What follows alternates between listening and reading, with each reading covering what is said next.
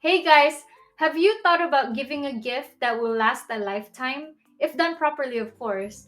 I have kids, and I think that one of the most important gifts that we can give them is financial independence. We can give them or leave them with plenty of money, but if they don't know how to take care of that wealth, then I wouldn't consider them financially independent.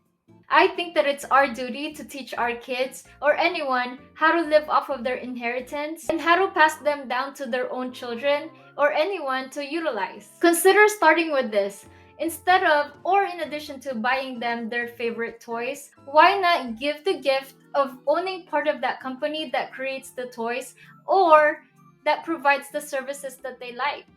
For example, when I was 16 years old, which is more than 16 years ago, I loved going to Disneyland.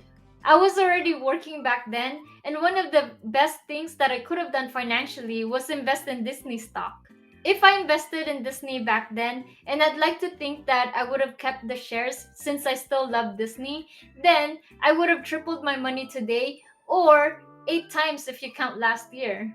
Please don't take this as a financial advice to buy or sell Disney. What I'm trying to say is that if someone had taught me how to invest when I was 16, even if I knew nothing about buying at the right price, I probably would have invested in Disney just because this is where I spent a lot of my time and money back then. Let's just say that our annual pass was put into good use. Disney is one of those stocks that I can see being passed down generations, but we still need to make sure that we pay a good price for it. How to make sure that we're paying a good price is the topic of this next video about buying cheap stocks. Have a Merry Christmas and a Happy New Year, everyone! I'll see you back in 2023.